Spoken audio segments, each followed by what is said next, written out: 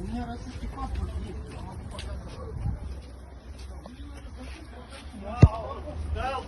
Папочки, дайте хоть один.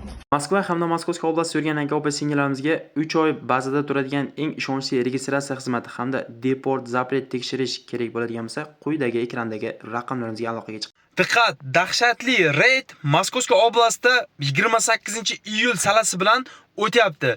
Nimagaki, bunga o'zimiz sababchimiz. Hech kim aytmaydiki, mana shunaqa ruslar o'zidan o'zi bizni proverka qilyapti deb hech qachon aytmaydi. Chunki bu narsa yolg'on. Biz o'zimiz migrantlar sababchi bo'lamiz. Buni evaziga hamma jabr ko'radi. Mana birgina voqea 22 yoshli Artyom ismli местный o'sha Rossiya fuqarosini urib o'ldirgan migrant tufayli Moskovskiy oblastida juda ham katta reyd bo'lyapti. Assalomu alaykum aziz obunachilar. Mana biz granitsaga borib kelyapmiz. Mana borib kelyapmiz. Qanday borib kelyapsizlar? Zor. Водитель zor. Hammasi Yaxshilar, yaxshi. borib kelyapmiz, hammasi joyida. Mana hurmatli do'stlar, ko'rib turibsizlar, hamma o'zbek, tojik, qirg'iz akalarimiz granitsaga biz orqali chiqib kelishyapti. Kimga ishonchli mana shunday komfort mashinalarda granitsa xizmati kerak bo'ladigan bo'lsa, mana shu endi Ro'ziboy akamizga bemalol ekrandagi nomerlarga Zuhriddin Musofir kanalidan desanglar, albatta sizlarga skitka bilan inshaalloh komfort mashinalarda olib borib kelishadi. Eng muhimi tanlovda adashmanglar. Yo'lda ko'ringan migrantni ushlayapti, olib borib tiqib o'sha ne za что odamlarni qiynayapti-da.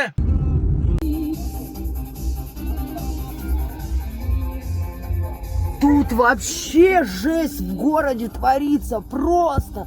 Тут такие рейды, такие облавы. Вообще трэш.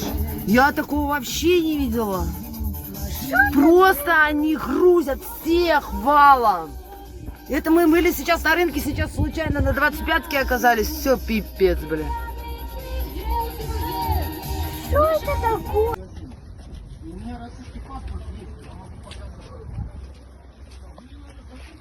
Я могу показать. Папочки, дайте хоть один. Mana o'zingizlar ko'rishingiz mumkin video jarayonida. To o'sha yetib qo'lab avtomat kerak bo'lsa, avtomatni otib bo'lsa ham ishlayapti. Bu vahima qilish emas yoki boshqa narsa qilish emas, faqat ogohlikka chaqirish.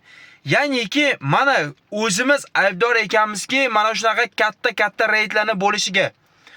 Doim biz Rossiya territoriyasida yurganimizni his qilib yursak, ana o'shanda hech qachon bunaqa qiyin ahvolga tushmaymiz. O'shaning uchun iltimos qolarki, mana shu videoga maksimal like bosinglar. Mana shu videoni Rossiyada yurgan akalarimizga ko'proq tarqatinglar. Ichib, rus qizlarga tegib, mana shunaqa urushish, shunaqa holatlardan yiroq bo'lishsaki, qolganlar jabr ko'rmaydi. Mana bunaqa reydlar yanada kuchayavermaydi. Mana buni isbot sifatida video jarayonida o'zingizlar ko'ryapsizlar, qanday vahshiyona biznikilarni ushlashyapti. Bu birginagina o'sha местный rus fuqarosini o'ldirilganligi, buni oqibatida o'sha territoriyadagi hamma migrantlarni qiyin ahvolga solinyapganligini mana o'zimiz ko'rib turibmiz. Shuning uchun iltimos qolardikki, bitta o'zingiz jabr ko'rmaysiz buni oqibatida. Ya'ni urushsangiz yoki rus qiziga gap otsangiz yoki o'sha o'g'irlik qilsangiz, nimadir vaziyatda aybdor bo'lsangiz, siz o'zingiz jabr ko'rmayapsiz. Aynan hozirgi davrda siz orqali qolganlar hammasi jabr ko'ryapti. Shuning uchun iltimos qolardiki, akalarimiz, opalarimiz Rossiyada yuribmiz. Hozir ahvol chatoq, hamma ko'rib turibdi. Tegmaganga tema maqolada yurish bu yaxshi narsa hozirgi kunda Rossiyada. Agar siz hech kimga hech nima qilmasdan dokumentingiz cho'tki qilsangiz, xavotirga o'rin yo'q. Bitta ayrim ikkita qo'shtirnoqchidagi akalarimiz ichib qo'yapti, alkashlar buni oqibatida urushyapti, buni oqibatida katta reydlar bo'lyapti. Yoki o'sha ichib olib rus qiziga gap otib, o'sha rus qiziga tegajonlik qilyapti, buni oqibatida o'sha territoriyadagi migrantlar jabr ko'ryapti. Gapim yolg'on bo'lsa, Rossiyada kim yurgan bo'lsa, iltimos kommentariyada yozib qoldiringlar, qani kim shunaqani guvohi bo'lyaptimi? Haqiqatan ozginagina katta skalatlarda misol uchun ikkitasi urushib qolsa ham, o'sha kunda o'zida omon bosadi-da, butun boshi skalatda olib ketyapti. Shu yolg'onmi? Mana o'zingizlar Rossiyada yurganlar yozib qoldiringlar, bir kishini dastidan juda ko'pchilik jabr ko'rmayaptimi? O'shaning uchun iltimos qolardiki, Rossiyada yurgan akalarimiz, opalarimiz o'zimizga ehtiyot bo'lib, o'sha qonun qoidaga rioya qilib, qilma degan ishni qilmasdan yuraylik. Iltimos, hozirgi notinch zamonda o'zimiz bir kishi tufayli qolganlar jabr ko'rinishidan saqlab qolmasak, bundan buyog'i yomon bo'lsa bo'ladiki, yaxshi bo'lmaydi. Biz yaxshilik tarafdorimiz, yaxshilikka umid qilamiz. Faqat bunga ozgina har bittamiz harakat qilishimiz kerak. O'shaning uchun bu videoni tayyorladikki, ogoh bo'laylik, ko'zimizni ochaylik va biz tufayli qolganlar qiylanishiga yo'l qo'ymaylik.